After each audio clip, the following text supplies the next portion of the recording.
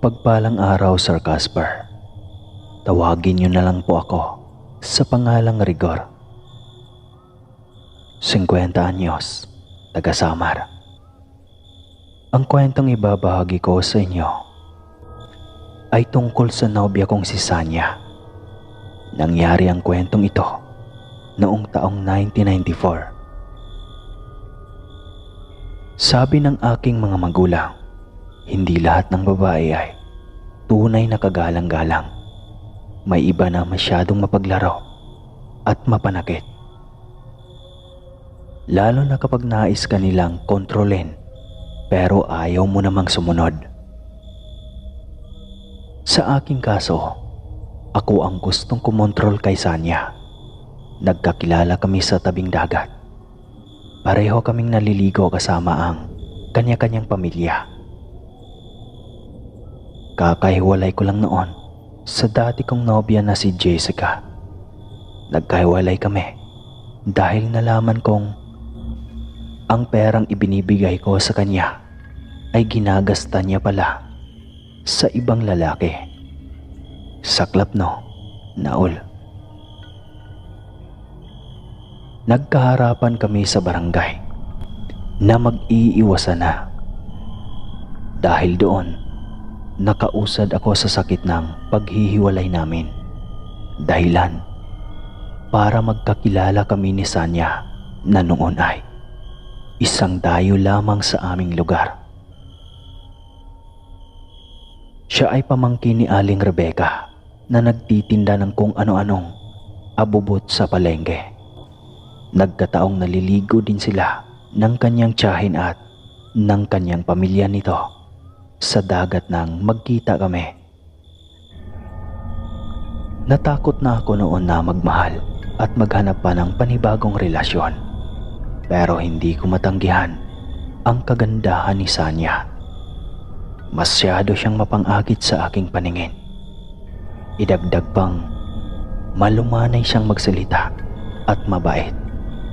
Yun nga lang, may nalalaman akong bagay na lubusang sumasablay sa matinding pagkagusto ko sa kanya.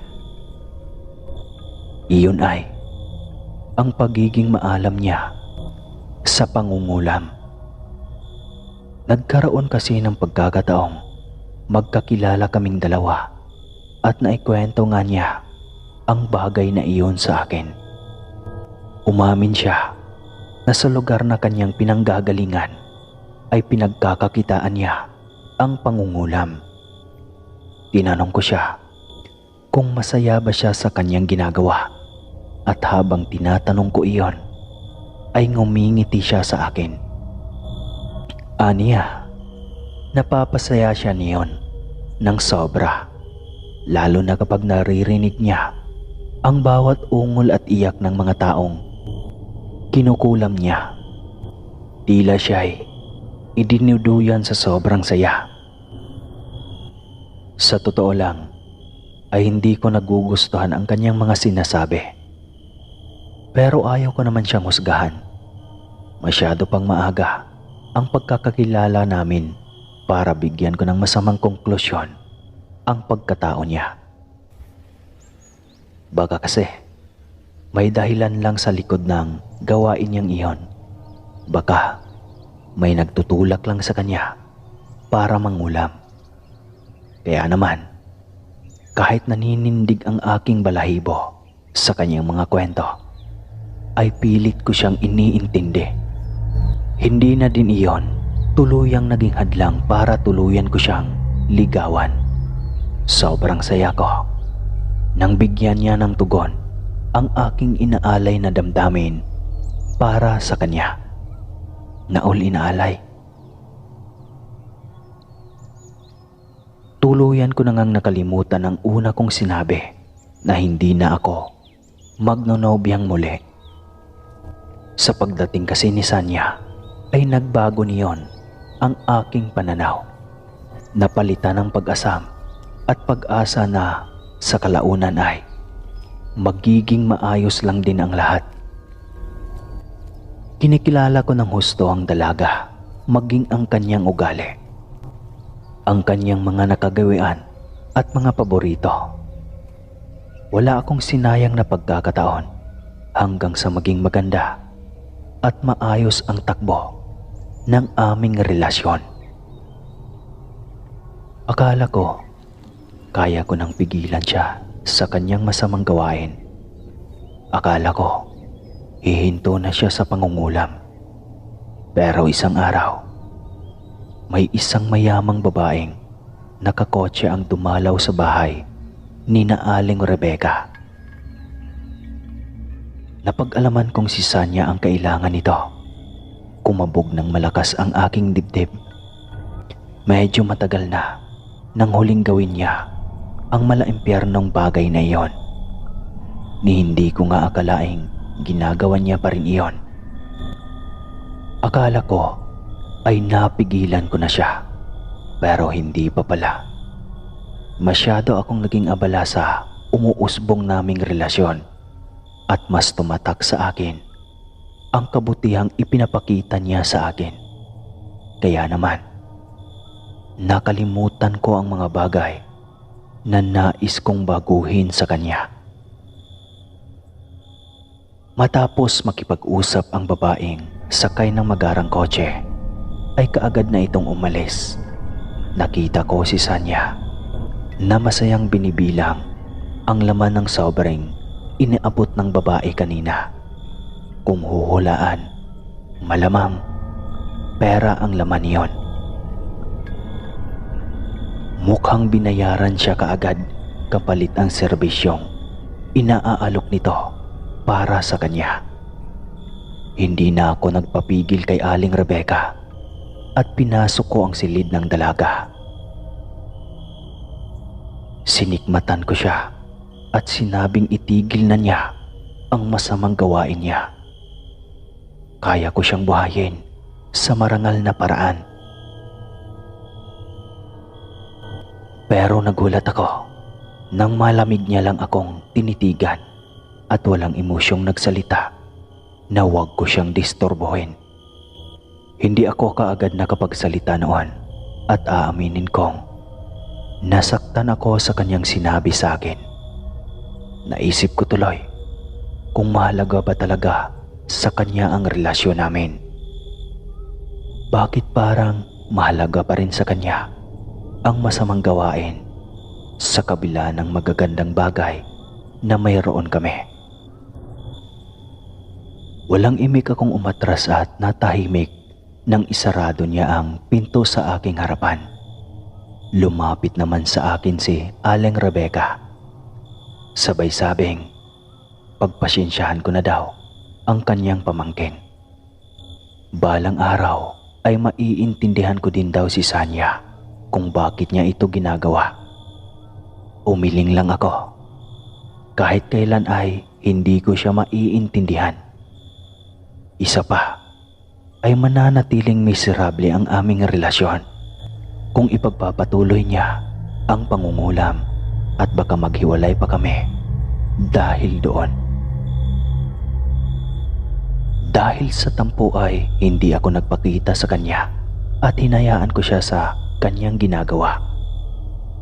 Bigla ay naging maluwag ang aking isipan dahil isa siya sa mga alalahaning nagpapadagdag bigat sa akin. Ewan ko ba, bigla kong nakalimutan si Sanya ay nobya ko pala. Nawala na kasi siya ng panahon sa akin at nakakaasar mang aminin. Mas mahalaga pa sa kanya ang magtusok-tusok ng manika kaysa maging masaya sa piling ko. Kaya hindi ko tuloy maiwasang magrebelde. Nakahiligan ko na ang nightlife at halos magbabad na ako sa bar sa bayan para lang magpakasaya. Madaling araw akong umuwi at may nakakasama pa akong babae, si Melanie, na isang estudyante. Maganda ito at maalindog. Halata ding may gusto sa akin, kaya naman kahit alam kong may nobya ako, ay niligawan ko din si Melanie. Nakaramdam tuloy ako ng pagsisisi kung bakit niligawan ko pa si Sanya at pinasagot. Sa piling kasi ni Melanie ay normal ako. Palagi kaming masaya at hindi nagpapanggap sa tuwing magkasama kaming dalawa. Mas lumalim pa ang relasyon namin ni Melanie sa isa't isa hanggang sa umabot ito sa kaalaman ni Sanya. Akala ko ay tanggap niya lang ang lahat at masaya siya sa naging kahinatnan ng relasyon namin. Nakangiti kasi si Sanya nang makipaghiwalay ako sa kanya. Ang huling natatanda ang sinabi niya ay ganito: "Hanggang sa muli." At simula noon, nawalan na ako ng balita sa kanya. Nagpatuloy ang relasyon namin ni Melanie hanggang sa mas humigit pa ito. Nang makapagtapos na nga ang dalaga, ay nagpaalam kami sa kanyang mga magulang na kung maaari ay magpakasal na lang kami. Laking tuwa ko nang pumayag sila kaagad. Kaya naman, kaagad akong nag-propose ng kasal kay Melanie.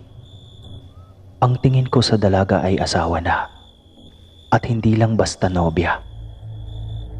Kaya naman labis ang tuwa ko nang kaagad niyang tanggapin ang aking alok. Nakatakda na ang aming kasal nang mabalitaan kong nagpakamatay daw si Sanya. Ayon kay Aling Rebecca, natagpuan daw ang katawan ng dalaga na nakabigti sa kwarto nito at hawak ang aking litrato na may nakasulat na banyagang mga salita sa likuran nito. Natigilan ako. Hindi ko alam kung ano ba ang mararamdaman ko. Isa lang ang sigurado. Wala man lang ni katiting na panghihinayang akong naramdaman nang malaman kong namatay na ang dati kong nobya. Sa halip ay nakahinga pa ako ng maluwang dahil wala na siya. Tiyak na ang kaligtasan ko dahil wala na ang mangkukulam kong kasintahan noon. Dati kasi ay kinakabahan ako sa isiping baka kapag hindi matanggap ni Sanya ang aking ginawa ay kulamin niya ako. Natuloy nga ang kasal namin ni Melanie at lahat ay naging masaya sa aming pag-iisang dibdib. Nagpunta pa kami sa Maynila para sa aming honeymoon na labis kong ikinatuwa. Sa ikatlong gabi, nataranta ako nang magreklamo si Melanie na masama raw ang kanyang pakiramdam. Akala ko ay normal lang iyon at baka napagod lang. Pero nagulat ako nang mahimatay siya. Kaya naman nagpatawag na ako ng makakatulong para dalhin siya sa ospital. Bigla ay naging kritikal ang kanyang kalagayan sa paggamutan. Nag-flat ang kanyang lifeline na labis kong ikinatakot at pinag-aalala. Ano bang nangyari sa asawa ko? Ilang saglit pa ay walang tigil na pag-revive sa kanya. Ang mga doktor ay naging maayos ulit ang kanyang lagay.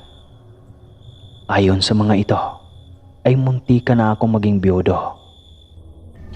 Biglaan kasing inatake si Melanie sa puso at isang napakalaking milagro ang nangyari sa biglaang pag-stable ng kanyang sitwasyon ngayon.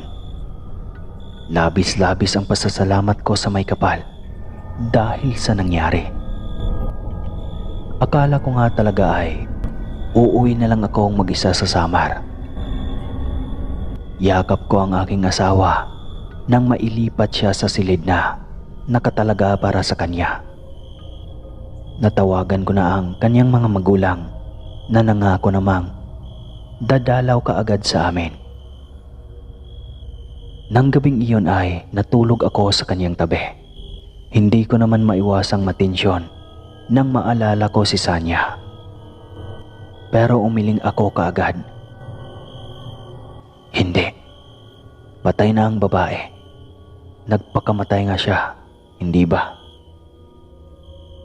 Hanggang sa panaginip ay dala ko ang tensyon na hindi ko aakalaing mararamdaman kong muli.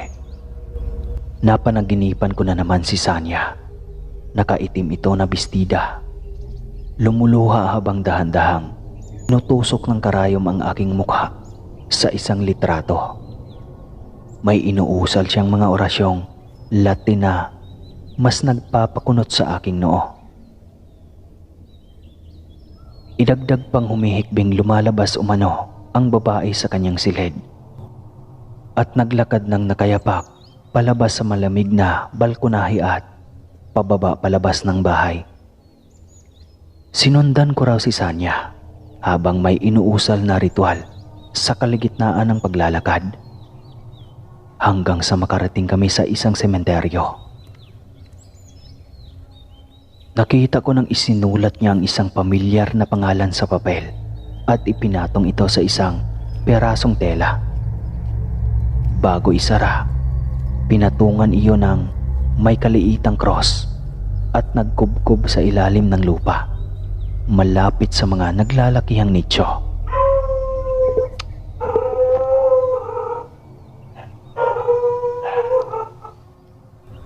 Inilibing niya ang telang may lamang cross at pangalan, tsaka tinabunan ulit ng lupa at hinigaan. Pinagdaop niya ang mga palad at inilapat sa dibdib, tsaka nagsalita ulit ng isang Latin na inkantasyon. Paulit-ulit, pabulong, pero malinaw at mabigat, punong-puno ng galit. Ilang saglit lang, bumangon si Sanya at hinalikan ng 3 beses ang lupang kanina lang ay kanyang pinaglibingan, tsaka tahimik na bumangon. Bigla siyang umalakhak, matinis at nakaririmarim, hanggang sa marindi ako at mapatakip sa aking tenga. Dahan-dahang gumagapang ang kilabot sa aking katawan nang lumingon sa akin si Sanya at biglang nanlisik ang mga mata na tumititig sa akin. Napasigaw na ako ng tuluyan nang umisi siya at bigla na lang akong sakalin. Nasa ganoong ayos ako nang magsisigaw ako na parang wala ng bukas. Kumalma lang ako nang sampalin ako ni Melanie. Kaya naman, nahimasmasan ako kaagad. Panaginip lang pala. Kinamusta ko ang kanyang lagay. Mabuti na lang at nagkamalay na ang aking asawa. Aniya, maayos na raw ang kanyang pakiramdam. Pwede na raw siyang lumabas dahil wala na siyang sakit. Nagulan ako bigla sa inaasta niya. Ang tono niya sa pagsasalita at ang paraan ng kanyang pagngiti ay kakaiba. Ipinilig ko ang aking ulo para iwaglit sa aking isipan ang tungkol kay Sanya. Patay na siya at hindi na babalik pa. Bakit ko ba siya naiisip? Si Melanie ay asawa ko na at kasalanan sa aming pagiging mag-asawa ang mag-isip pa ako ng presensya ng ibang babae sa harapan niya. Mabilis na nakauwi kami nang sabihin niya sa doktor na kaya na raw niya ang kanyang sarili. Ako man ay walang nagawa, lalo na talagang desidido na siyang umuwi. Mas gusto pa raw niya na gamutin ang sarili gamit ang herbal kaysa magpagamot sa doktor. Nang makauwi nga kami ay gayon na lang ang aking pagtataka nang mapagmasdan siyang mabuti. May mga bagay siyang ginagawa na hindi niya naman ginagawa dati. Nagiging interesante sa kanya ang katagang kulam, lalo na kapag napapag-usapan ito ng aming mga kapitbahay. Hindi ko tuloy maiwasang gapangan ng kilabot sa buong katawan, lalo na nang banggitin ni Melanie ang pangalan ni Sanya. Hindi ko alam, pero parang may mali talaga. Sana lang, hindi ito maging mitya ng aming pagsasama. Tingin ko kasi kay Melanie ay hindi na siya ang aking buong asawa. Pakiramdam ko, may bahid ng ugali ni Sanya ang kanyang buong pagkatao matapos niyang makalabas ng ospital. Palagi tuloy akong tulala at inalala ang naging pagkamatay niya. Posible ba na may kinalaman si Sanya sa mga nangyayaring kababalaghan sa amin ngayon ng aking asawa? Nang mamatay siya ay yakap niya ang aking litrato at gayon din sa panaginip ko na ngayon ay nagiging bangungot ko na. Ayaw ko mang magsalita, pero si Melanie ay naglalaho na at nagiging kaugali na niya si Sanya. Hindi niya naman siguro kami ginawa ng orasyon bago siya magpakamatay. Ano sa palagay niyo? Hanggang dito na lang po. Hanggang dito na lang po. Sobrang ingay ng mga aso. Rigor ng Samar. Alright.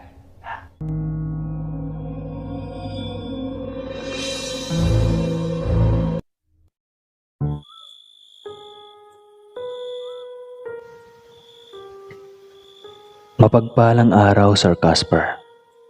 Tawagin niyo na lang ako sa pangalang Andro. 34 anyos. Nangyari ang kwentong ibabahagi ko sa inyo noong taong 2007 sa siyudad ng Negros. Ito ay tungkol naman sa kapitbahay kong si Evangeline. Matagal ko ng kapitbahay si Ate Van. Sa totoo lang, bata pa yata ako ay nasa katapat na bahay na namin siya nakatira. Ang alam ko ay wala siyang pamilya at mag-isang naninirahan sa may kalamaang bahay niya. Hindi rin nag-asawa si Ate Van. Hindi pa naman siya katandaan. Nasa 26 pa lamang siya noon. Nakagagulat nga kasi parang hindi naman siya tumatanda. Kung ano ang mukha niya noong maliit pa ako, ay ganoon pa rin ang itsura niya ngayon. Nakakainggit lang. Minsan ko lang makitang lumabas si Ate Van. Mas madalas siyang magkulong sa kanyang bahay at umaalis lamang kapag namamalengke, nagpapaganda o di kaya ay may kinakailangang ipaayos sa loob ng kanyang bahay. Iyon lang at wala na. Napansin ko ding mabait si Ate Van. Palagi siyang nagtatawag ng mga pulube para papasukin sa kanyang bahay at pinapakain niya ang mga ito. Binibigyan ng mga dilata, inumin, damit at pera. Naging idolo ko si Ate Van nang sobra namang ikinakainis ni Mama. Naisip ko tuloy, baka naiinis lang siya kasi madalas kong purihin si Ate Van dahil sa pagiging mapagbigay nito. Siyempre naman, sino ba sa panahon ngayon ang magtatawag ng mga pulube para pakainin? Karamihan sa mga tao ngayon ay naghihintay lang na lapitan ng mga pulube bago sila magpakain. Ang alam ko din ay nagbebenta si Ate Van ng kanyang homemade na sabon. Maliban sa kanyang kabaitan ay pinupuri ko din ang maladyosa niyang kagandahan. Maputi, makinis at sobrang pino ng kanyang kutis. Masasabi ko nga na mas maganda pa siya sa artista. Marami siyang suki sa mga binebenta niyang sabon na karamihan ay mga magaganda ding katulad niya. Palaging nauubos ang kanyang panindang sabon na kahit kailan ay hindi ko man lang naranasang bumili. Kaya naman minsang patago akong nag-ipon ng pera na lingid sa kaalaman ni Mama. Nagpasya akong bumili ng sabon na ibinebenta ni Ate Van. Gusto ko iyong iregalo kay Mama para kahit papaano ay gumanda naman siya, kagaya ng nagtitinda ng nasabing sabon. Nang makompleto ko ang pambili ay nagtungo ako sa katapat na bahay at nagpatao po. Medyo sumilip lang si Ate Van at nang makita niya ako ay lumawak ang kanyang ngiti. Tinanong niya ako kung ano ang aking kailangan. Ipresenta ko kaagad ang aking sadya at iniabot ang pera. Aniya, hindi raw ako nagkamali ng taong nilapitan para sa sabon na gusto kong bilhin para kay Mama. Natuwa naman ako dahil napakabait at ang sarap kausap ni Ate Van. Marami kaming napagkwentuhan tulad ng kung paano siya nagsimula, ang pait ng kanyang pinagdaanan at marami pang iba. Nagtagal pa ako ng halos ilang minuto sa kanyang bahay hanggang sa makapili nga ako ng sabong na babagay kay Mama. Kinabukasan, abala ako sa pagsasampay nang may magtao po sa katapat ng bahay kay Ate Van. Isang magandang ginang ang lumabas mula sa magarang kotseng iyon para siguro bumili ng sabon. Alam kong iyon ang sadya ng ginang. Pinagbuksan ito ng dalaga at nakita ko na pumasok ang kanyang customer sa loob. Ako naman ay hinayaan ng dalawa at nagpatuloy sa pagsasampay. Kinahapunan, nagtaka ako nang makita ang kotse ng kanyang customer na ginang na naroroon pa din sa harap ng kanyang bahay. Ibig sabihin, hindi pa umaalis ang customer nito. Pero napatitig ako kay Ate Van nang makita siyang bihis na bihis at sumakay sa kotse ng kanyang customer. Bakit kaya siya ang gumagamit ng kotse nito? Napaisip ako. At baka naman nasa loob na ang ginang at inimbita lang si Ate Van na ihahatid ng customer saan man ito pupunta. Iwinaksi ko na ang kung anumang naiisip ko dahil alam ko namang wala iyong patutunguhan at hinayaan na lamang si Ate Van sa kanyang ginagawa. Kinagabihan, naalimpungatan ako sa mabangis na pag-alulong ng aso namin sa harapan ng bahay ni Ate Van. Bigla tuloy akong kinalabutan, lalo na't nakita kong madilim ang buong bahay sa tapat at mukhang walang tao. Bumalik ako sa paghiga pero hindi na ako nakatulog. Asar na bumangon ako para sawayin ang aming nag-iingay na aso. Nang mapansin ko ang pag-uwi naman ni Ate Van na mukhang kadarating lang. May bit-bit siyang mga pinamili kaya hula ko na grocery talaga siya. Kaya siya lumakad kanina. Hindi na din bumalik pa ang kotse ng ginang na kanyang customer kanina. Hindi ko na din sinaway ang aso namin dahil animo taong nakakaintindi din ito na basta na lang tumahimik nang makita si Ate Van at sumiksik sa sulok.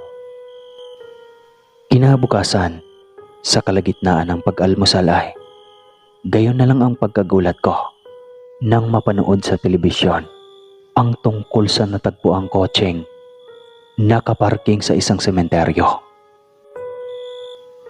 Ang mas nagpagimbal pa sa tanawin ay nahanap sa bakset ang putol-putol na katawan ng may-ari ng nasabing kotse na walang iba kundi ang ginang na customer ni Ate Van kahapon lamang. Gumapang ang kilabot sa buo kong katawan nang ideklara ng tagapagbalita na kulang daw ang nahanap na parte ng katawan ng kawawang biktima. Ang kanyang mga lamang loob din ay hinahanap pa, kasama ang kanyang balat dahil wala ng balat ang kawawang babae. Nandiri ako at nagsuka ng ibinalita sa telebisyon ang masamang balita, lalo na at nagpasintabi ang reporter sa isang nakakangilong eksena. Hindi ko maiwasang mag-isip ng masama kay Ate Van. Siya ang huling kasama ng ginang. Pero may basihan ba talaga ang pagdududa ko? Una ay, mabait si Ate Van. Pangalawa, matagal ko na itong kapitbahay at ni minsan ay hindi pa napabalitang gumawa ng masama si Ate Van. Pangatlo, umalis ang kotse habang sakay si Ate Van. Hinatid pa ng ginang ang aking kapitbahay. Pero nang may maalala ako, kaagad kong binawi ang una kong konklusyon na mabait si Ate Van. Natatandaan ko, sa driver side nga pala ng kotse, pumasok si Ate Van. Kaya malakas ang kutob kong siya ang nagmamaneho ng kotse. Kung gayon ay nasaan na ang ginang ng nagmamay-ari ng kotse. Nasa backseat na at nakalagay sa black bag. Tila nanlaki ang aking ulo sa isiping iyon. Tinapos ko ang pag-aalmusal at ang panonood ng balita. Walang bakas ni Ate Van sa imbestigasyon. Nang sumunod na araw, nagwawalis ako sa harapan ng bahay nang napansin ko ang isang batang babaeng naglalaro ng bola. Gumulong ang bola nito nang hindi sinasadya sa loob ng nakaawang na gate ni Ate Van na ikinasik daw bigla ng aking dibdib. Napahinto ako sa ginagawa at tinangkang sawayin ang bata. Pero nakapasok na ito. Kabadong nasapo ko ang aking ulo sa isiping baka may mangyari na namang masama. Kaya walang pagdadalawang isip na sinundan ko ang bata. Kahit alam kong trespassing ang ginawa kong pagpasok sa loob ng bahay. Hindi makapaniwalang inilibot ko ng tingin ang paligid.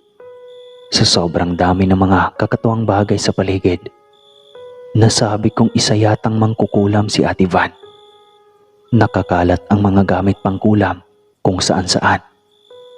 Sa isang mesa ay may nakakalat namang kulay pulang lekido na hindi ko alam kung pintura ba o dugo. Nagpatuloy ako sa paglalakad hanggang sa bigla akong mapasiksik ulit sa pinakamalapit na pwedeng pagtaguan nang makarinig ako ng mga yabag sa hagdan. Sumilip ako at nakita si Ate Van habang kasunod ang bata. Kakaiba ang kaba sa aking dibdib nang makita ang napakalaking ngisi ni Ate Van na animoy lalamunin na ng buo ang bata. Gayon na lang ang takot na lumukob sa buo kong pagkatao nang makitang may inaangat na palakol si Ate Van at walang habas na inihataw sa kawawang bata. Nanlaki ang aking mga mata.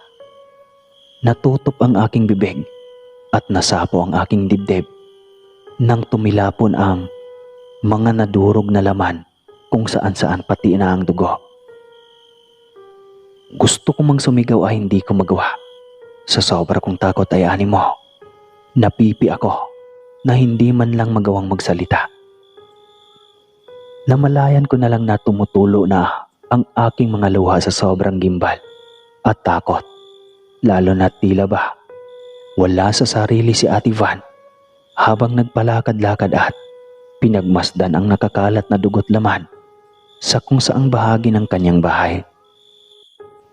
Tumilamsik ang ilan niyon sa akin at nalanghap ko pa ang malansang amoy nito na mas nagpasama sa aking pakiramdam. Diring-diri ako sa kanyang ginawang pagdila sa mga ito na animoy isang masarap na pagkain. Nakasaksi ako ng isang karumaldumal na krimen. Hindi ko ito mapapalampas. Kailangang makaalis ako sa bahay na ito. Habang abala si Ate Van sa pagkatay sa kawawa niyang biktima, ay sinamantala ko ang pagkakataon. Dahan-dahan akong gumapang at tinungo ang direksyon ng pinto. Nakaramdam ako ng tuwa nang makitang hindi iyon nakalapat Kaya naman, nagmadali ako sa paggapang hanggang sa makarinig ako ng isang mahinang halakak. Sabay tanong kung saan ako pupunta. Nang mapalingon ako at nakita ang nakakarimarim ng ngisi, ay nagsisigaw ako at biglang tinadyakan ang kamay ni Ate Van na may hawak na palakol. Nang tumilapon ang nasabing bagay ay kaagad akong bumalikwas ng bangon at binirahan ng takbo palabas. Tagaktak ang aking pawis sa sobrang takot. Tila ako mawawala ng malay dahil sa nakita kong mukha niyang nakangisi sa akin. Ani mo'y demonyo. Nang araw ding iyon ay nagtawag ako ng pulis at isinalaysay ang aking nasaksihan. Kaagad namang rumesponde ang mga pulis at pinasuko si Ate Van. Ngunit gayon na lang ang gulat namin nang malamang wala na ito sa bahay. Sa halip ay isang matandang uugod-ugod ang lumabas na nagpaliwanag na wala na daw ang babaeng Evangeline ang nakatira sa loob. Halos kaming lahat ng magkakapitbahay ay pinagduldulan na mayroon talaga dahil bata pa lamang ako ay kapitbahay ko na si Ate Van. Para mahuli ang babae ay pinasok ng mga pulis ang kanyang bahay at doon nga namin natagpuan ang kanyang mga lihim. May iilang bangkay na naaagna sa loob ng bodega. May mga hiwa-hiwang parte ng tao ang ginawang sabon at nakababad sa ref ang maraming dugo ng tao. May bathtub pa sa itaas ng kanyang kwarto na puno ng dugo na tila ba ipinapaligo ito. Ang mga nagkalat na gamit sa pangungulam ay kinumpis ka at kaagad naming natunton si Ate Van na walang iba kundi ang matandang babaeng uugod-ugod. Napag-alaman naming siya ito dahil nagbalak na sana siyang tumakas ngunit hindi natuloy. May nahanap akong ebidensya ng pagpapabago niya ng anyo sa pamamagitan ng pagkain ng lamang loob at pagligo ng dugo ng tao. Ang ibang piraso ng laman ng tao naman ay ginawa niyang sabon para maintenance di umano sa pagkinis ng kanyang balat. Tipikal na gawain ng isang hukluban ang pinakamatandang uri ng mangkukulam. Ang mga ito ay mahilig magpaganda at manlinlang para pumatay ng tao. Kaya nila maging bata na hanggang maging 100 taong gulang. Pero batang-bata pa rin ang itsura. Ang hukluban ay nabubuhay sa pamamagitan ng kulam. Kaya nilang pumatay ng kagaya sa paggamit lamang ng mahika na hindi niya ginawa. Sa halip ay ginawa niya itong karumal-dumal para sa ritual na pagliligo at pagkain ng mga lamang loob ng tao. Naawa ako sa batang babae at sa ginang. Naging biktima sila. Sana lang ay huwag na itong maulit. Nahuli si Ate Van at nadiscover ang lihim niya.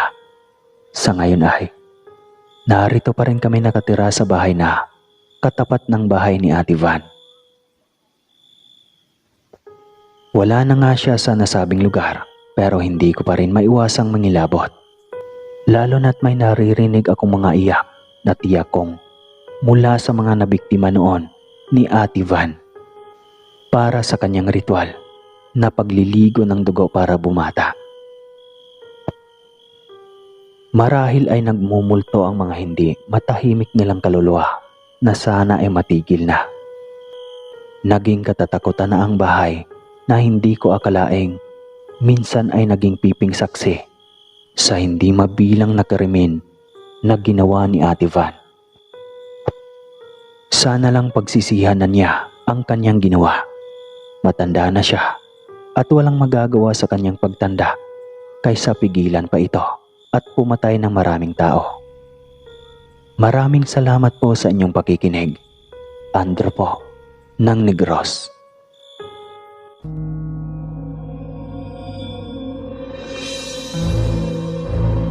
Gandang pagbati sa inyo, Sir Casper.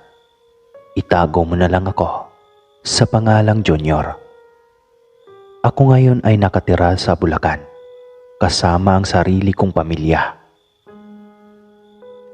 Pero ang pamilyang ito ay muntik nang hindi mabuo dahil sa pangyayaring kahindik-hindik na ang dahilan ay ako mismo. Bago ko ipagpatuloy ang kwento, konting kahilingan lang po.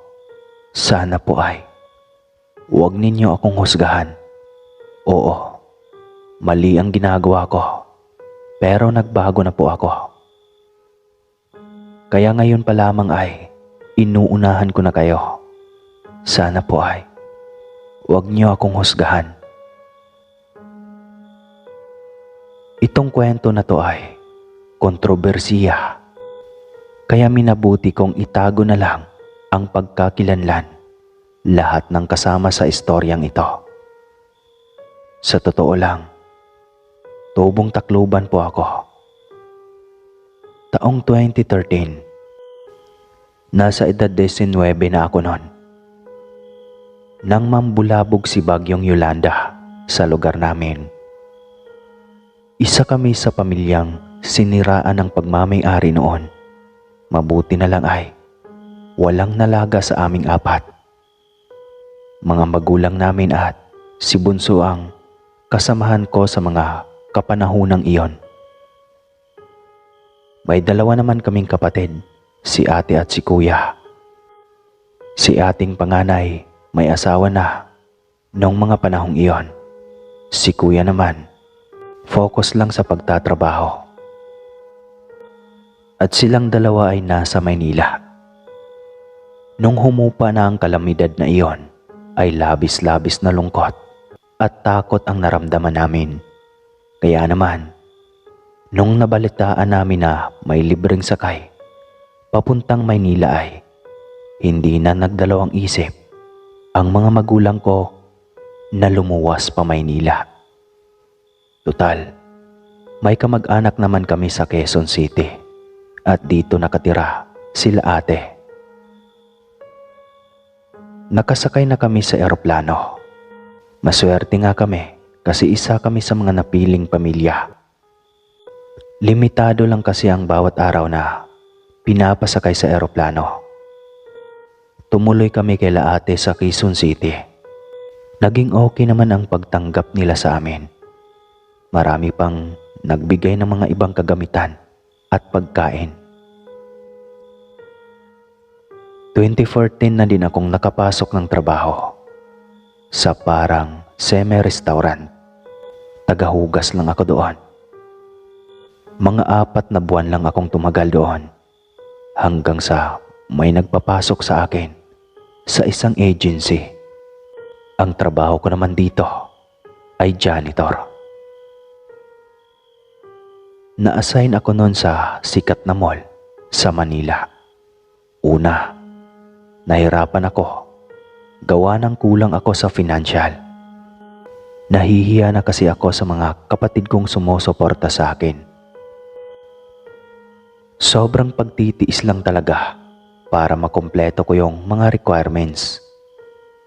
Unang araw ng pasok ko sa nasabing mall, nagtitiis ako sa mga baon-baon gaya ng itlog, hotdog, basta yung mabilis lang lutuin.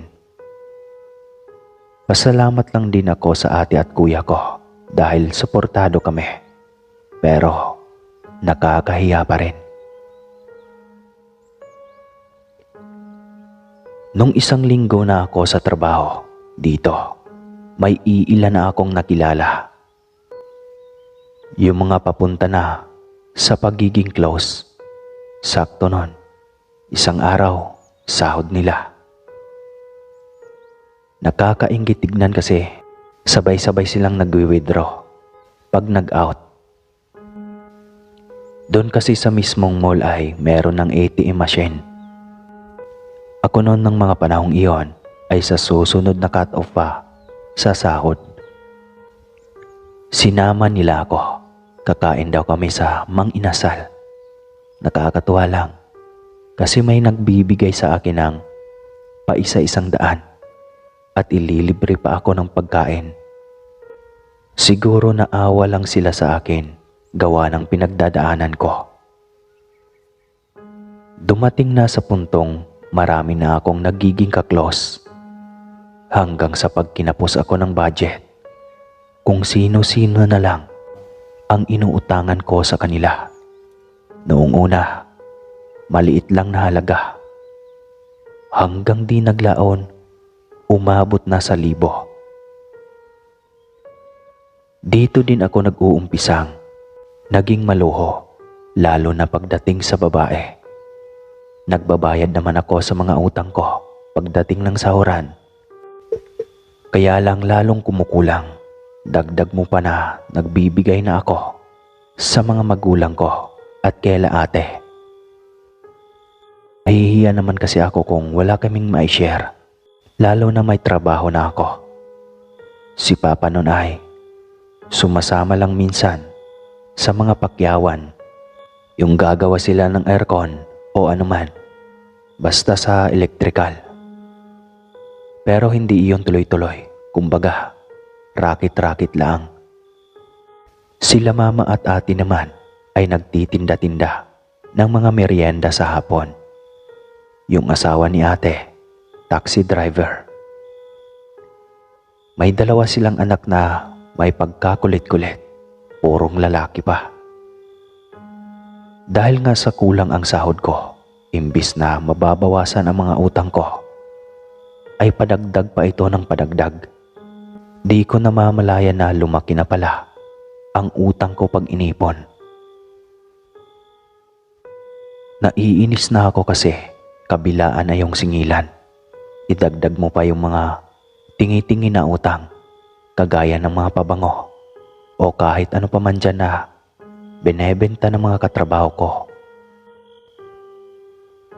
Dito na naging parang napapraning akong mag-isip sa mga utang na iyon.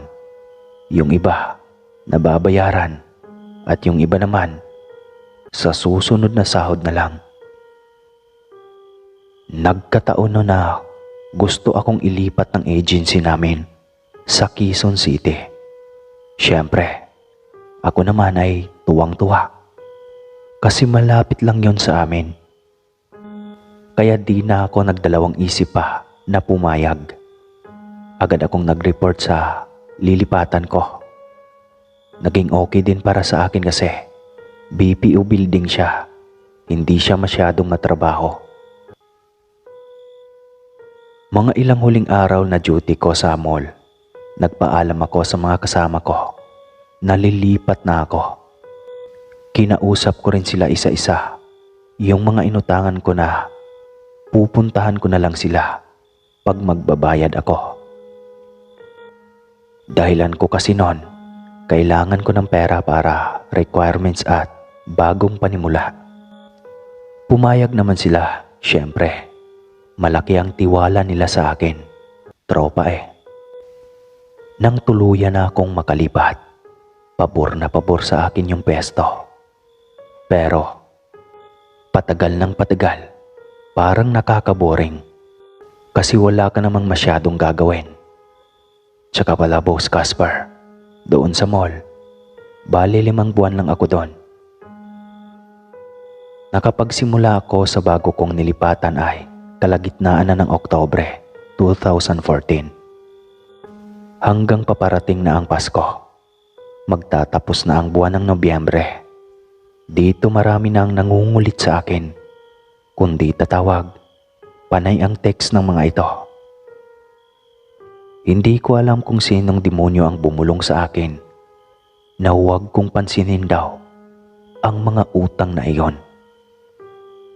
Dito na nagumpisa ang ugali ko pagdating sa utangan. Totoo po talaga ang kasabihan na nasisira ang tao sa material na bagay, lalo na pagdating sa pera. Masaya ang naging Pasko at bagong taon ko nung mga panahong iyon kasi marami akong nalikom na pera. 13-month pay at sahod pa na may sandamukal na overtime. Kaya nag-abot-abot. Yun ang isa sa mga nagustuhan ko sa building na iyon. Pag walang papasok o mag-absent yung susunod sa duty mo, pwede kang mag-relieve. Kaya bale, 2 duty ka sa isang araw. Pagtungtong ng 2015, nagpasya ang mga magulang ko na uuwi na ng probinsya. Mga katapusan ng January iyon. Natuloy silang umuwi kasama ang bunso kong kapatid. Medyo may ipon na din kasi sila nun. Yung 13-month pay kasi namin ni Kuya, binigay namin ng buo sa kanila. At nung paalis na sila, nag-iwan lang ako ng allowance ko. And the rest, binigay ko na sa kanila. Nang nakauwi na sila sa probinsya namin, buwan-buwan akong nagpapadala. Bali inunti-unting gawin yung bahay namin doon. Hanggang sa maglilimang buwan na ako sa trabaho kong ito. Nakabuntis si Kuya. Pero naging okay naman na ang takbo ng buhay nila mama noon. Si Papa ay may bangka na ginagamit niya sa pangingisda. Kahit papano ay nakakaraos din. Natigil ang pagpapadala ni Kuya kasi may bago na siyang obligasyon. Magkasama sila ni Kuya ng babae sa boarding house. Taga Bicol kasi ito. Kaya malayo din ang pamilya niya. Dumating ang buwan ng pasukan. Nais ng bunso namin mag-aral ulit sa high school. Sa kagustuhan kong suportahan siya, gumawa ako ng paraan. Dito naisipan ko ng mangutang sa kapwa ko katrabaho. Naalala ko pa noon. Kausap ko si Mama sa cellphone. Sabi niya sa akin na kaya na daw nilang pag-aralin si bunso. Pero nais ko talagang tulungan sila, kaya di ako nagpapigil. Nagkataon din noon na magbe-birthday yung kasintahan ko at gusto ko din bumili ng Android phone noon. Naiinggit kasi ako sa mga kasama ko na may mga ganoong cellphone, samantalang ako ay nagtitiis sa dekaypad. Ayaw ko pa sanang bumili noon ng cellphone. Unahin ko muna yung obligasyon ko sa kapatid at kasintahan. Subalit meron akong naging kaklose na katrabaho ko lang din. Ang nangdidemonyo sa akin. Nakukuha daw ako para makakasabay ako sa kanila pag naglaro sila ng COC o Clash of Clans. Inalok niya pa ako na pautangin din daw niya ako ng 1,000. Kaya natuloy iyon. Nagsanla ako ng ATM sa isa sa pinakamatagal na sa amin. Nagpapautang talaga iyon at may interest. Bali garantor ko yung kaibigan kong Satanas katrabaho pala. 10,000 agad ang naging kuha ko at meron pa akong pautang sa iba na pakonte-konte. Umabot siya kulang-kulang 15K. Yung 5K, pinadala ko kaagad sa probinsya. Tapos yung 5K, binili ko ng cellphone. Naalala ko pa nga, yung cellphone ko noon ay my phone pero touchscreen pa rin siya. Yung natira naman ay tinabi ko muna para sa regalo at panghanda sa kasintahan ko. Habang lumipas ang mga panahon, unti-unti akong nabaon sa utang. Sobrang gastos ko kasi kada matapos ang hulugan ng ATM ko, parang nadidemonyo ako. Hanggang umabot sa 20K yung inire-renew kong utang. Bukod pa doon ay hindi pa rin ako nawawala ng utang sa labas. Hanggang sa papasok na naman ang Pasko. Dahil sa may pera ako, ang yabang tuloy ng dating. Pero syempre, bago ang lahat, inuuna ko muna ang pamilya ko. Tumungtong na naman ang taon ng 2016. Dito, unti-unti akong nawalan ng gana. Yung utang ko, tuloy pa rin. Pag sumasahod ako halos wala na talagang matira. Kaya ang ending, bayad, tapos utang na naman. Dito naisipan kong humanap ng ibang agency. Kaya nung nakahanap ako, wala nang sabi-sabi. Nag-awol talaga ako sa nasabing BPO. Aaminin ko, Sir Casper, sinadya ko talaga yon para takasan ang mga nautangan ko. Janitor pa rin ako, walang pinagbago. Pero sa pagkakataong ito, sa kondo na ako na-assign, pinakapitiks, ika nga. Nung nasa 3 buwan na ako sa nasabing kondo, yung kasintahan ko naman ang nabuntis ko. Agad na punta kami sa kanila, dito sa Bulacan. Wala namang problema sa mga magulang niya kasi kilala naman na ako. At ilang beses na akong pabalik-balik sa kanila.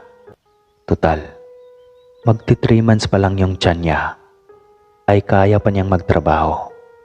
Nag-decide kami na mangupahan na lang kami. Itong mga panahon na to, ay bumalik na naman ang sakit ko sa pangungutang. Sa trabahoan ko, may isang guard doon na kilalang nagpapautang. Taga Visayas din siya. Nung una din, ganun ulit ang ginawa ko. 5,000 lang, hanggang sa palaki ng palaki ito. At syempre, nangungutang na rin ako sa mga katrabaho ko at sa kapal ng mukha ko. Pati supervisor namin ay inutangan ko na. Nung mga buwan ng August sa taong 2016, 7 buwan na ang tiyan ni Mrs. Kaya kahit gusto pa rin niyang magtrabaho ay pinatigil ko na. Nagpasya ako na doon muna siya sa probinsya nila sa Bulacan. Buti naman at pumayag ito. Dito lalo akong nahirapan kasi ako na lang ang magbabayad sa bahay. Hanggang sa nagamit ko na lang ang advance ng boarding house. Kabuwanan na ng tiyan ni Mrs. Nakikiusap ako nun na kung maaari, dagdagan niya ang utang ko. Siguro dahil sa laki ng tiwala niya sa akin, o baka naisip din niya na kabuwanan na ng asawa ko. Kaya siguro pinagbigyan ako. Binigyan niya ako ng 20,000. Samantalang may balance pa ako sa kanya nun. Siguro nasa kulang-kulang 20 din. John, malaki ang tiwala ko sa iyo. Kaya kahit kakarinyo mo lang nung nakaraan, pagbibigyan kita. Ikaw lang ang binigyan ko ng ganyan dahil good payer ka at pareho tayong Bisaya. Wika ni guard sa akin. Salamat po talaga, sir. Promise po, babayaran kita. Sagot ko naman. Ramdam ko talaga na nakuha ko ang loob niya. Kasi nagiging kabiruan ko din ito at nagbibigayan kami ng pagkain. Ang ginawa ko pa, nangutang ulit ako sa mga katrabaho ko. Ganon ulit ang dahilan ko. Kabuwanan na ng asawa ko. Halos lahat na ata sila inutangan ko sa araw na iyon. Natuloy ako sa pag-uwi sa bahay ng girlfriend ko. Pero gaya ng dati, lahat ay planado na. Natakasan ko na naman ang utang ko. Uulitin ko po sa huling pagkakataon. Sana'y huwag niyo akong husgahan. Nangyari na po ang lahat. Sa totoo lang, nakakahiya. Sana'y huwag ninyo akong husgahan. Balik tayo sa kwento. Nairaos naman ang panganganak ni Mrs. Nagpatayo kami ng maliit na bahay doon. Tapos, doon din ako nakakita ng trabaho. Noong una, tendero muna ako sa mga piyesa ng mga sasakyan at mga ilang kagamitan. Hanggang sa yung mga inutangan ko ay nagpaparamdam na sila. Ang ginawa ko ay nag-deactivate ako sa Facebook account. Tapos lahat ng katrabaho ko nakablock ng palihim sa account ng misis ko. Pero talagang makulit sila kasi tatawag at magte-text. Dumating sa puntong pinagbabantaan ako ni Kuya Guard na pag magkita daw kami, papatayin daw niya ako. Natakot ako sa banta na yon. Nagpalit ako ng SIM card. Hindi ko din naman masabi sa asawa ko kasi alam kong magagalit sa akin yon panigurado. Sa pananatili ko sa Bulacan, naging okay naman kalaunan. Unti-unti kumita naman ako ng maganda kasi minsan pinapatungan namin yung presyo ng mga items at yung patong na yon ay sa amin mapunta. Bale, semi-inside job laang. Hanggang sa natuto na akong mag-welding at magkumpuni ng mga gamit ng sasakyan. Yun kasi ang trabaho ng papa ng asawa ko at iisa lang kami ng amo. Bale sa pwesto ko ay bintahan, sa kabila naman, doon inaayos ang mga sasakyan at doon na-assign yung biyanan ko. Umabot ako doon ng mahigit 1 taon na walang naging problema. Hindi din naman ako nagkakautang. Subalit nagpasya ang asawa ko na mga ibang bansa. Kinukuha kasi siya ng ate niya sa Saudi na doon din nagtatrabaho. Hindi ko na lang siya kinontra kasi noon pa man ay gustong-gusto na niya talagang makapag-abroad. Okay lang din naman sa akin total. Magdadalawang taon naman na yung anak namin. At may magbabantay naman ito. Yung mama niya na taong bahay lang. Mabilis naman na asikaso yung mga papilis niya. Siguro 2 buwan lang mahigit. Agad siyang nakaalis. Tandang-tanda ko pa nun. October 12, 2018. Birthday ng anak namin. 2 years old na siya. At 4 na buwan nang nasa Saudi si Mrs. Maraming handa nun. Bumuha din ng alak. Talagang bongga. Mula tanghali hanggang gabi ang kasiyahan nun. Nang bandang hapon, siguro mga 5:00 na nun, biglang nawala ng lakas yung mga paa ko. Kaya napaupo ako. Tapos sobrang kirot ng hita ko.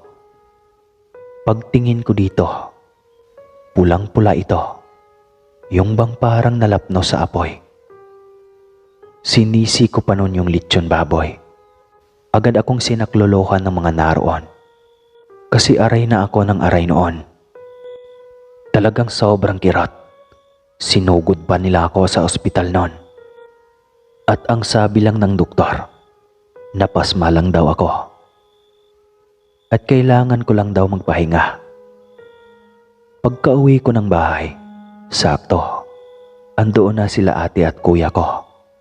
Hindi ko sila naasikaso sa gabing iyon kasi hindi ko talaga kayang tumayo.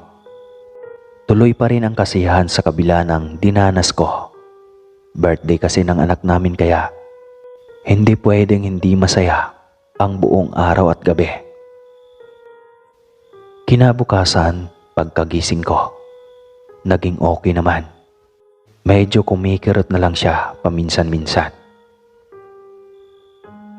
Lumipas ang 1 linggo. Naging okay naman ang lahat. Nawala na yung kirot at di na siya namumula. Bumalik ulit ako sa trabaho ko. Gawa ng wala naman akong gagawin sa bahay.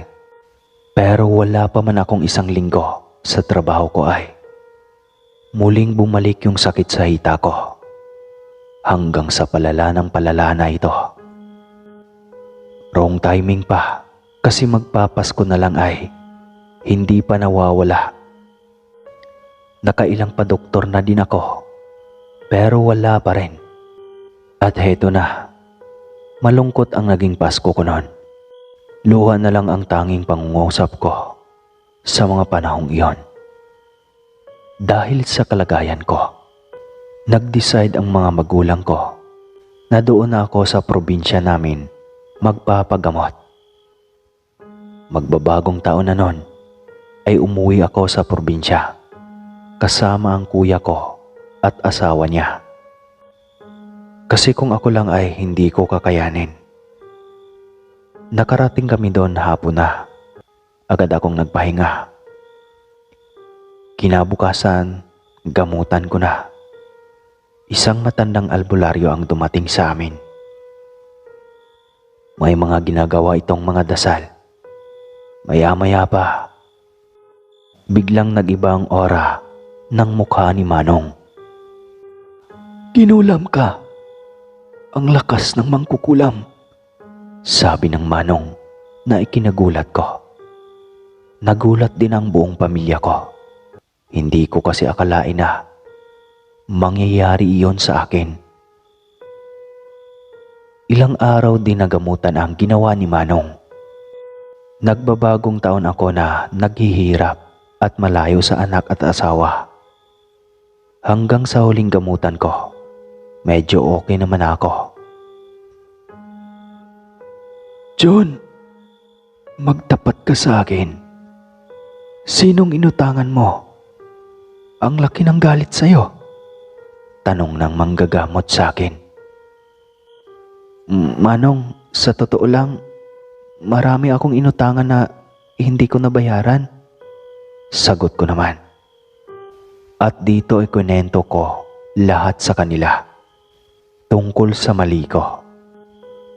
At sabi ng matanda sa akin na hihingi ako ng tawad sa mga inutangan ko hanggat maaari ay bayaran ko daw.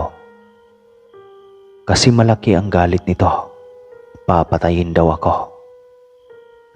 Natakot talaga ako ng sobra noon. Di ko alam kung paano ako hihingi ng kapatawaran.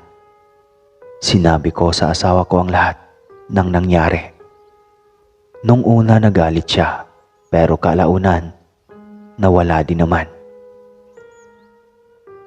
Nang tuluyan na akong gumaling ay bumalik na kami sa Maynila.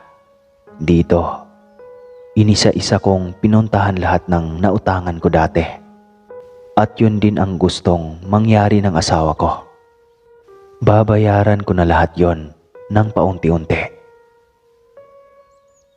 Sa pag-isa-isa ko sa kanila, yung iba na lang ang naroon at kalimitan, yung iba ay wala na.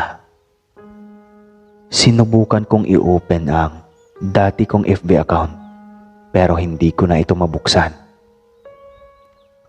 Hanggang dumating ang araw na napunta ako sa condo kung saan ako nagjo-duty dati.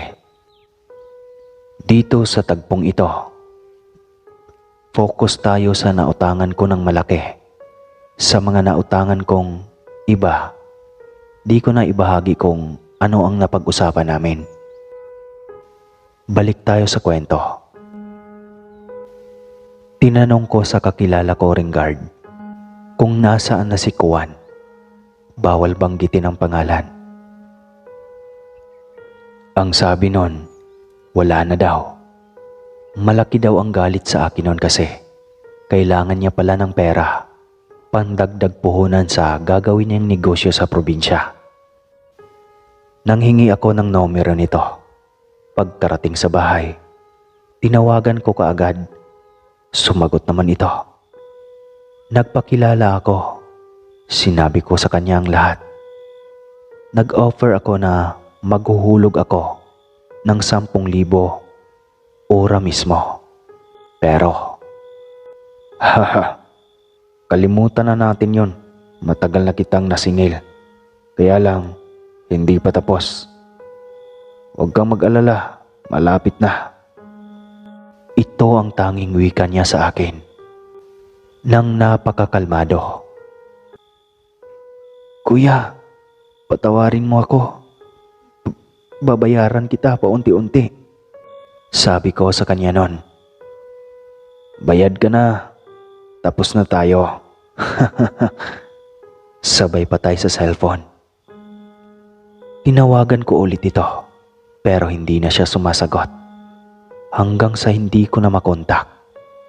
Ang ginawa ko, nag-text na lang ako.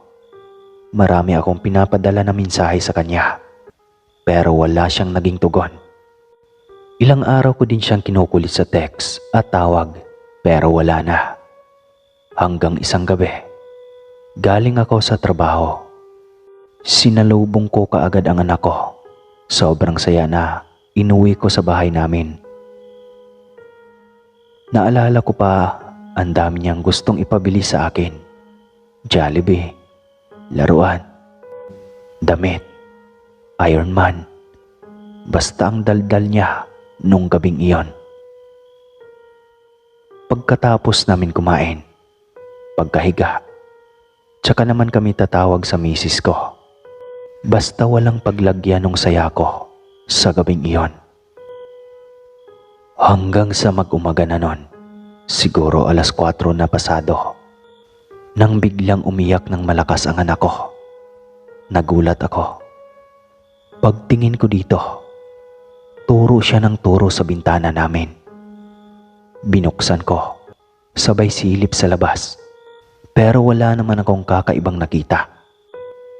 Muli akong tumingin sa anak ko. Nanginginig na ito, kaya kinarga ko siya. Sobrang init ng katawan niya. Dali-dali kong tinawag yung mga biyenan ko. Sinugod namin sa ospital yung anak ko. Ilang minuto lang ang nakalipas. Sabi ng doktor, wala na. Patay na ang anak namin. Ang bilis ng pangyayari. Di ko matanggap. Kaya nagwala ako sa ospital. Imposible. Ang lakas-lakas ng anak ko pero ba't biglang nagkaganon? Sumagi sa isip ko yung nautangan ko. Siguro, ito yung kinuha niyang kabayaran. Umaga na nung nakarating kami sa bahay. Gustuhin ko mang isipin na panaginip lang ang lahat at hiniling ko na magising ako. Subalit wala na talaga ang anak ko. Napauwi ang misis ko nang wala sa oras. Samantalang ako naman ay minura ko ng pagkarami-rami sa text yung nautangan ko dati. Lumipas ang ilang buwan, unti-unti kong natanggap ang mga pangyayari. Kinapalan ko na ang mukha ko sa pamilya niya. Sa awa naman ng Diyos, tinanggap pa rin ako ng asawa ko. Sa ngayon po ay nagmamanage ako sa sarili naming tindahan. Pasalamat na lang ako na malakas ang bintahan, lalo na ang mga bigas at iba pang mga nakasako. At lahat din ng mga naabutan kong nautangan ko dati ay nabayaran ko na. Malaki ang naging leksyon sa akin ang karanasan ko na to. Kaya payo ko sa mga mahilig mangutang na hindi nagbabayad, hanggat maaari, marunong kayong magbayad. Kasi tama ang kasabihan, kung ano ang iyong ginawa, yun ang magiging kabayaran. Pero paano kung ginawa mong mali, tapos kaanak mo mismo ang kabayaran? Kagaya ko, anak ko mismo. Mas okay pa sana kung ako na lang. Sana. At hanggang dito na lang po. Naway may napulot kayong aral sa ibinahagi kong kwento. Salamat po. Muli po, ako po si Junior ng Tacloban.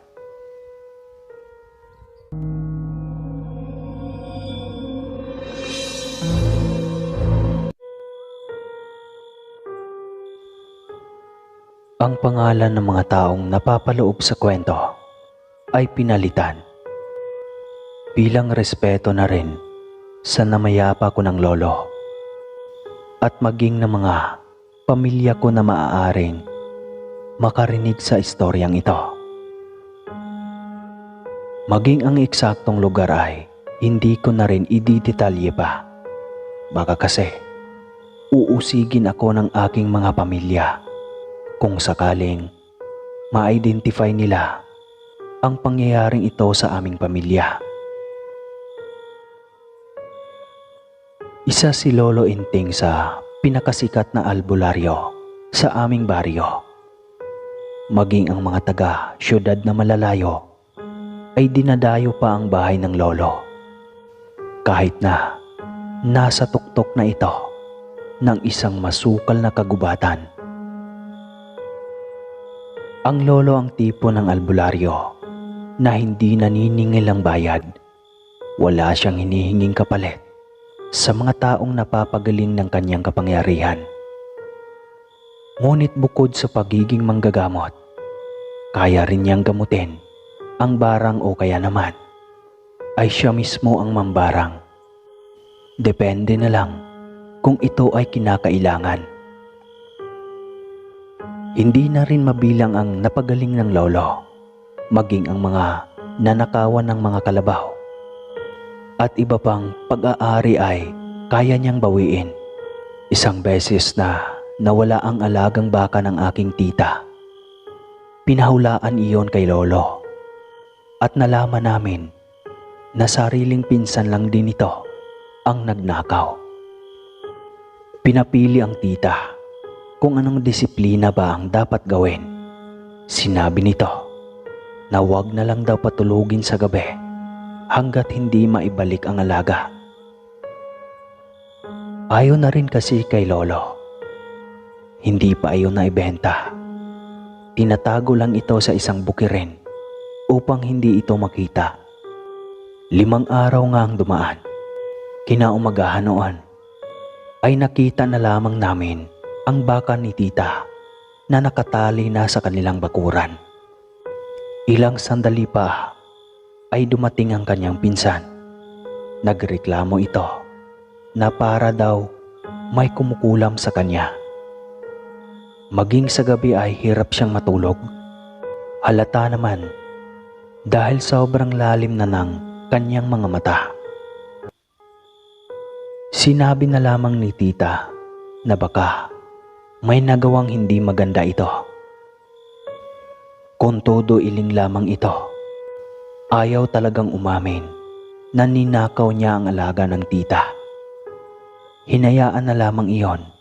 Ang importante, na ibalik ng buo ang alagang baka. Ang pinaka nakakakilabot at kahuli-hulihang naging pasyente ng lolo ay ang nabarang ng isang mabangis na mangkukulam sa sikihor. Naku, Ining, sobrang lakas ng kapangyarihang nakabalot sa iyo. Wika noon ng lolo. Tila balisa pa ito at nag-aalangan na hawakan ang dalaga. Hindi ko alam kung bakit siya takot, samantalang pasyente lang naman niya iyon. Lolo Inting, maawa ka po sa akin.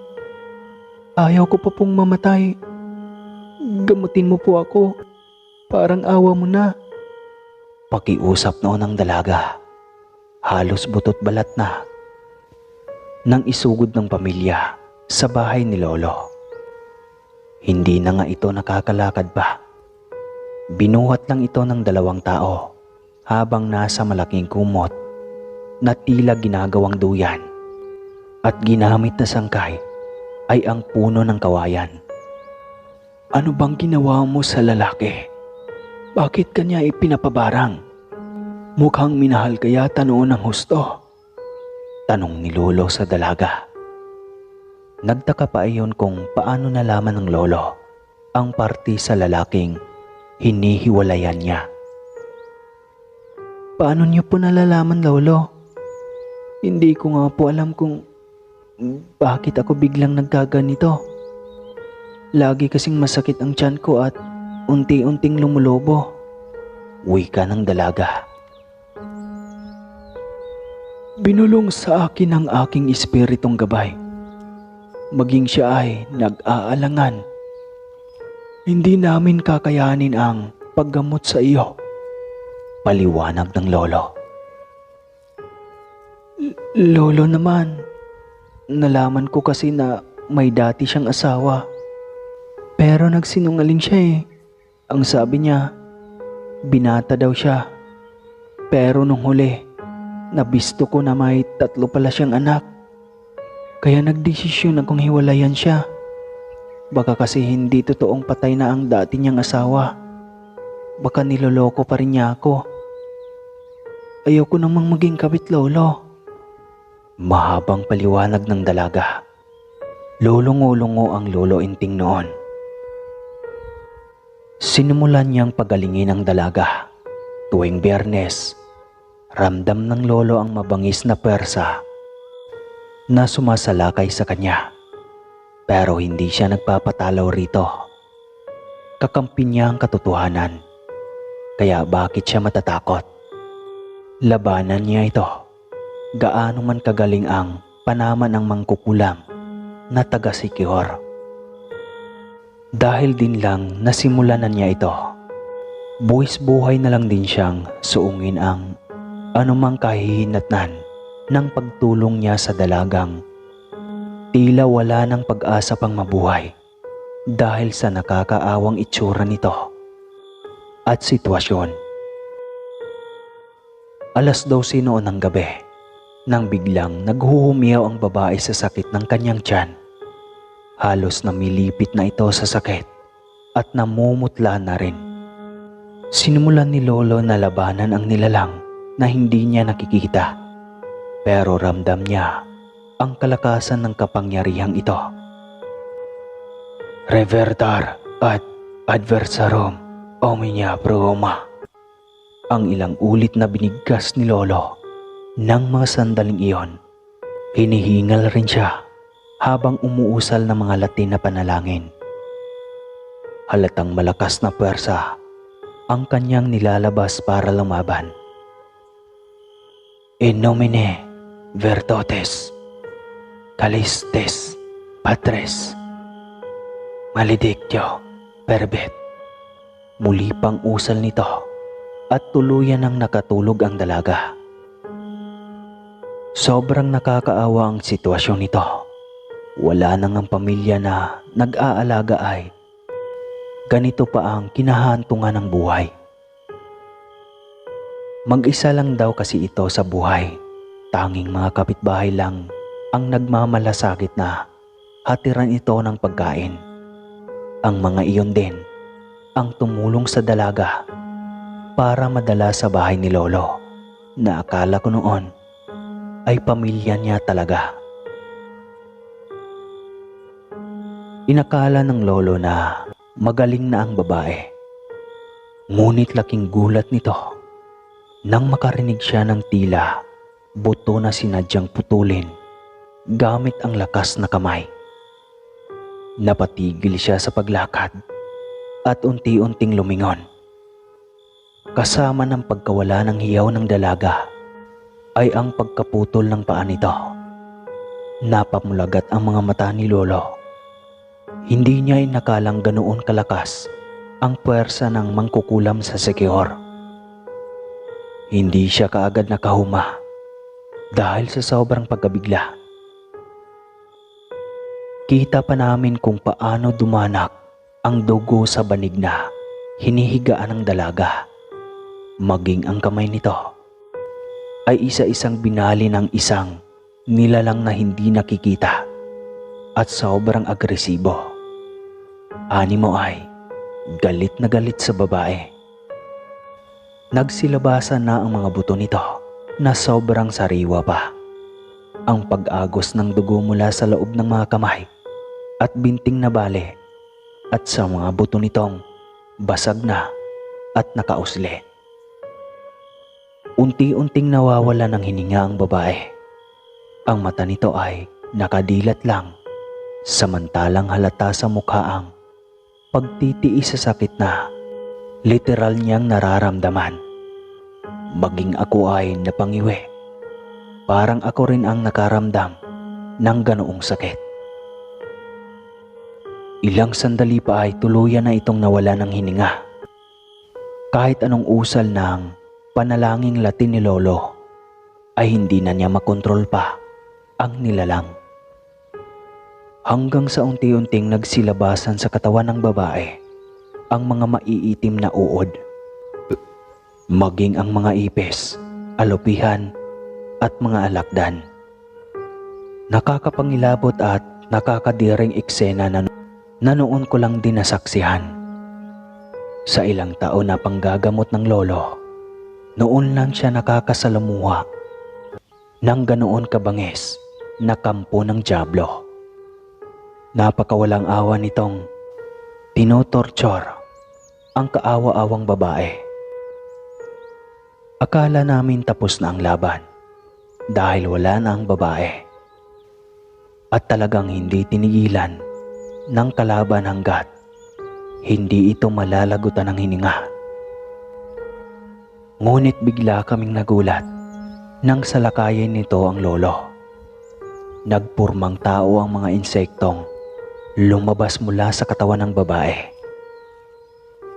Sa sobrang taranta ko noon ay nagkubli ako sa likod ng altar kung saan naroon ang lahat ng koleksyon ni lolo.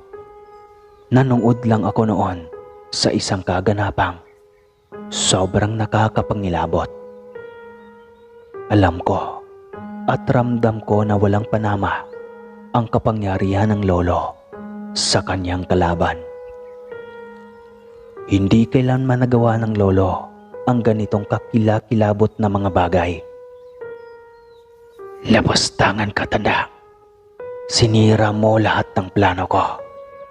Galit ng dumadagundong tinig mula sa mga insektong nagpurmang tao. Wala akong masamang intensyon. Gusto ko lang sanang pagalingin ang kawawang bata na pinapahirapan niyo ng mahabang panahon. Paliwanag ng aking lolo. Iyon na nga. Bakit mo tutulungan ang babaeng dahilan ng pagkamatay ng kaisa-isa kong anak? Kung hindi niya hiniwalayan ang anak ko, sana hindi iyon nagbigti. Sana buhay pa iyon at kasama pa namin ang mga apo ko. Galit na sumbat nito sa lolo. Wala akong alam sa kung ano ang rason kung bakit siya nagpakamatay at kung bakit siya iniwan ng babae. Labas ako roon. Ang akin lang ay matulungan ng babae na gumaling. Bata pa siya para mamatay. Pero anong ginawa mo? Ampun ka talaga ni Satanas. Galit na sumbat ni lolo. Humahalakhak ang nilalang at ilang sandali pa ay bigla itong nabuwag. Isa-isa ang mga itong nagliparan at gumagapang palapit kay lolo. Hindi ako nakasigaw sa sobrang gulat. Isa-isa ding pumasok ang mga iyon sa katawan ni Lolo Enteng, sa mga mata, bunganga at maging sa tainga. Hanggang sa natumba na ito sa sahig at nawala ng hininga. Tsaka isa-isang lumabas ang mga insekto. Isa-isa ang mga itong bumaba sa bahay. Para itong may mga utak ng kagaya sa tao. At nagparadang pababa na dumaan pa sa may haliging kahoy. Doon ko naisip na hindi pala basta-basta ang manggamot ng barang. Hindi mo alam kung gaano ba kalakas ng pwersa ng iyong makakalaban. Ito po si Riley. Nagpapaalala na gaano man tayo kabait sa ating kapwa, laging limitahan ang kabutihan para sa iba. Laging lagyan ng limitasyon at pag-isipan bago magdesisyon sa mga bagay-bagay. Dahil iisa lang ang ating buhay na bigay ng may kapal. At hanggang dito na lang po. Salamat po sa lahat ng hindi nabibingi